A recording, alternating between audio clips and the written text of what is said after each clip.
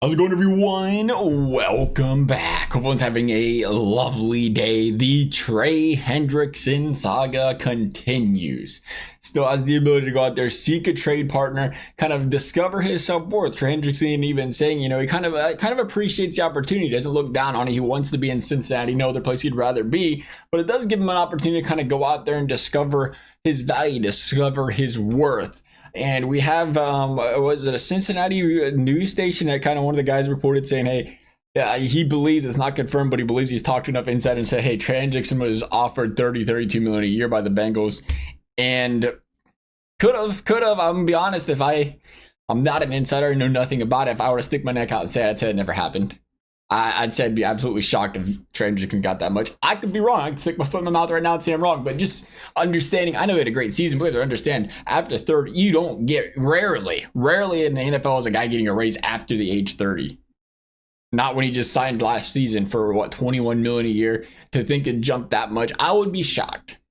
Unless, of course, it was a one-year deal. Maybe the Bengals said, we'll give you one more year. We'll kind of restructure last year's deal, comes out to $30 million. The second year, first year, we'll kind of balance it out 25 year. Maybe they did that.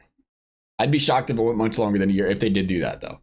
And that being said, you know what? It's crazy. You kind of learn a lot. You dive into a lot. You start to understand a lot. You kind of see things from different areas. You always have kind of the emotional reaction when you first hear the news, kind of think about your own biases, your own the way you would perceive things, the way you would do things in a front office. And then you got to take a step back. You do your research. You do your understanding of the situation. I right off the bat, me taking back a little bit, I was like, you got to keep this guy. What we will mention, though, on record saying is, hey, you got to keep this guy. We also have to understand, though, the decline in the 30s happens. It's going to happen. The problem is where the Bengals kind of sit is if you let Trey Hendrickson go, you don't have a replacement. Do I think Trey Hendrickson produces next season? Absolutely. The season after that, that's when things get shaky. Could he produce? Sure. At the same level? Absolutely not. Very, very likely. The year after that, that could be a wash. So essentially, you're paying, like you see in baseball, here's a 10-year deal. We're paying you for 5. We're paying you for 5 of what you're doing now. And the rest is just kind of, that would have kind of been the situation. And that's tough to do in football, obviously. But if you're the Bengals in a situation you're going to win now, sometimes you have to take that risk. I think that's kind of what our point was with Trey Hendrickson. Is like, sure, there's a good chance the second half of that contract is an overpayment. But you're trying to win right now, and you may have to, with the current situation, the current state where your team's at, you may have to overpay now because you don't have much of a choice. And the reason we bring this up, because it is important, because I know it is important to want to keep Trey Hendrickson, but it's important to understand how significant the third year of contracts are for players, how significant the 30s are for players. I'll say this. Bengals front office, this is going to be unpopular. Start with the crazy opinions. The Bengals front office has been superb when it comes to extending the right players, keeping the right players historically. They swung and missed badly on Jesse Bates. They swung and missed on Jonathan Joseph. At the same time, though, what if you keep all-pro stud cornerstone Geno Atkins in his 30s and extend him? What if you do the same with Carlos Dunlap? I'll tell you what happens. Carlos Dunlap, after year 32, or at age 32, 14 and a half sacks. Started 4 games for the Seahawks. He was predominantly used in a pass rush game. In other words, he would have been paying him big money not to be an everyday starter. Geno Atkins, age 32 and beyond, 0 sacks. Those were the cornerstones of your defense. The can't let them goes of the early 2010s. You want to go digging further. AJ Green, age 32 and beyond, had a total of 1,400 receiving yards over the course of 3 seasons. TJ Hushmanzada, 900,000, consistent for the Bengals. They let him go. Age 32 and beyond, over 3 seasons, he had 1,400 receiving yards, 1,500 receiving yards, and 991 of those were the first year, the age 32 year. After that, the decline happened. Andrew Whitworth was, without question, an anomaly, a unicorn.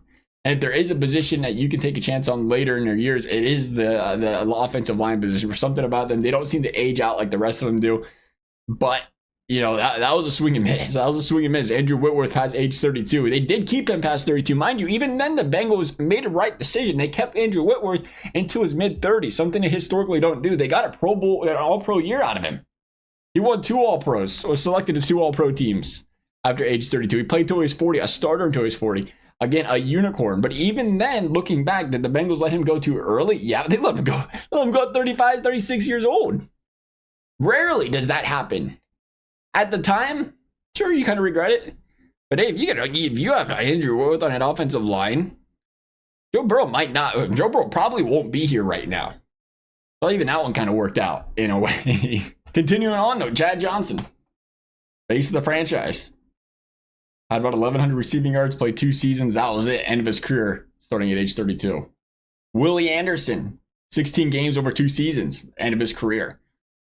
Leon Hall goes on to start, 7 more games. Cornerstone of the offense. Big part of the offense, I should say. Jonathan Joseph over as well. Good players. It's just the father of time at a game that's played with so much speed, so much physicality, it catches up with you. And the Bengals front office understands that in the best of ways. The Bengals front office, besides, again, like we said, you can justify the Andrew Whitworth thing. The real big swing and miss without question was Jesse Bates. He wasn't over the age of 30, though. He's not in the same situation as Trey, but letting Jesse Bates go is a big mistake. No question about it. Can't let him forget that one. But if you look at all the players, they didn't get caught. Something the Bengals have done very, very well is they don't get caught in a situation where they have all this dead cap, where they're completely over the cap. They have to keep cutting guy after guy after guy. They're in a situation right now where they can spend money in free agency because they did not overpay for guys going into their 30s where they're sitting on a bunch of money where they're over the cap.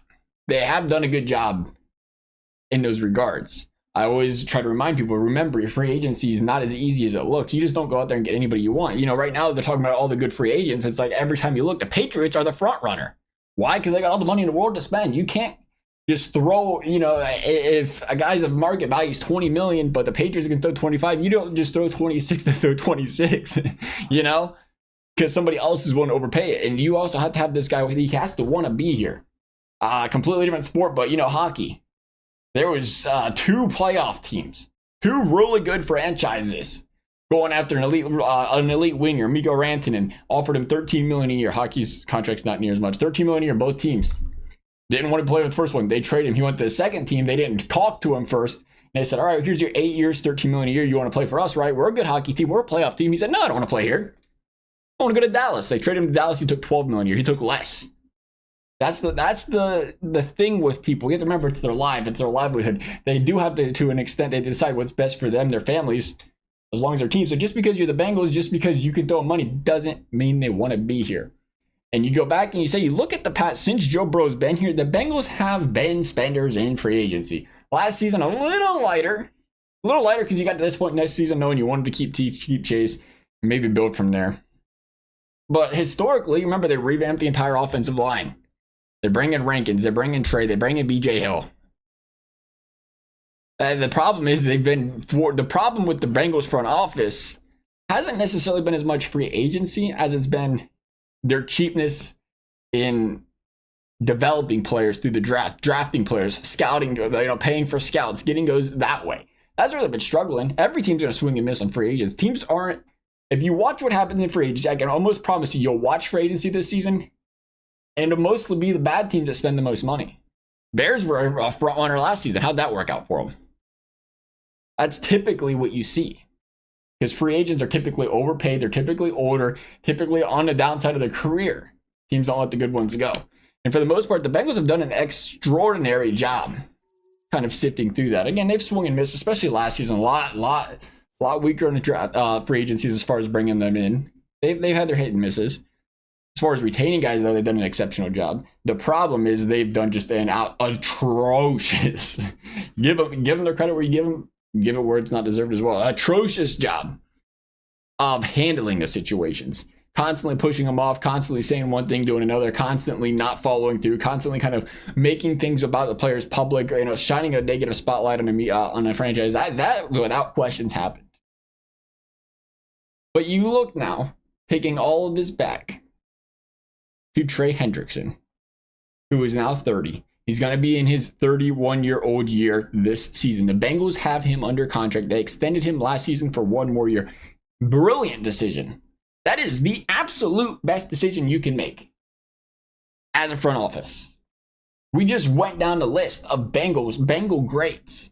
And what happened at year 32? If they didn't decline at 32, they declined at 33. Oh, with the exception, again, Andrew Whitworth. And completely different position, right? And that is, if you're the Bengals, you look and say, okay, well, if maybe Trey Hendrickson's a 10%er. You want to say 1 in 10 after 32 continue? I bet if you really dove into it, it's probably lower than that. But 1 in 10 continue to produce at a high level, 10%. Do you want to take you had a 10% chance to swing on keeping this guy until you're 33, 34, and potentially not having money to spend it elsewhere? I mean, you can understand why they wouldn't want to take that chance. Because historically, analytically, even the best decline. Again, the problem is just the way they go about it. It just feels like there's always a negative spotlight. It always feels like they don't handle things the best ways, and it always ruffles feathers with the players. You can do a much better job of bringing them in, reeling them in, doing what you got to do to keep your team happy, keep your organization afloat in a positive way, making yourself looking like a welcoming place for free agents and whatnot. But I do, absolutely. With Trey Hendrickson, we hear it every year. The back problems come in and out. The problem with the back problem is, just like the knees, just like that, career's over. Just like that. One little tweak, one little injury with the back that's hard to recover, especially in your 30s, career's over. And then all of a sudden, you're talking about the decline. They ain't even playing anymore. So for me, again, I think the Bengals are in the perfect situation with Trey right now, where if they could keep him happy and he just wanted to be here 1 year, that's exactly what you want. The problem is you have to keep him happy. The problem is you have to have him want to be here. That's why it's like, hey, here's your trade. You want to go around and look around what other teams are offering? Go ahead. How many teams realize the same situation with Trey? That's why I said I don't think he's at 30-32. The Bengals aren't the only organization that understand that. It would have to take, and it doesn't make sense, mind you, for like the Patriots. The Patriots go and give Trey 30, 33, 34, 30 plus million a year. Does that make sense? They're not going to be good next year. So you want to pay this guy year 33, year 34, that kind of money on an extension when you know the chances of him declining are substantial right now? The teams that would want a guy like Trey are teams that I want to win right now. But you ain't going to see Kansas City or Buffalo or Philly throw this man $30 million a year for 3 years. But I do think the value, he searches the trademark, he's going to realize, oh, okay, here's my options. There's a good chance he comes back and he accepts the 1 year. He might come back and ask for a 2 year. He might say, can I add another year, just a little bit more guaranteed money? Could happen. That, again, perfect situation for the Bengals. I'd be happy to give Trey 1 more year just because it keeps him on a team next year. I think it's essential, knowing that the drop-off is so big. If Trey Hendrickson leaves this season, you do not have that replacement. You're still trying to win a Super Bowl. You don't want to lose Trey Hendrickson this season. If you have to move on from him next season, you have to move on from the next season. But for him to come off the year he just played, you don't want to lose him this season. And that's the tightrope the Bengals front office is trying to walk. Understanding you don't want to put yourself in a bind. You don't want to put yourself in this cap burden, because the last thing you want to do is give Trey Hendrickson $30 million a year, age 32, 6 sacks, age 33, 2 sacks, plays 6 games, age 33, all of a sudden you're sitting on $20 million in dead cap. $20 million in dead cap you could have spent on another viable defensive lineman, likely a much younger one, and improve the team. 2 years in a row, really 3 years in a row, you look at it and say you could have did that. That's the tightrope. That's the difficulty that the Bengals front office has to manage. It is a difficult one. Only time will tell. We'll forget all about it in 2 years if Trey Hendrickson falls off a cliff and the Bengals don't, they get rid of him. Meanwhile, again, you look back at Andrew Whitworth. You don't forget Andrew Whitworth. We do forget about Geno Atkins, though. We talk about Witt all the time. 0 sacks for Geno Atkins. That was the corner, the cog in your defense, the disruptor. And 32 came around and boom. Because that's what happens to a lot of guys in their 30s. And that's why you have to be careful with Trey. Nonetheless, as always, love to y'all's thoughts. Thank you for watching. We'll see you next time.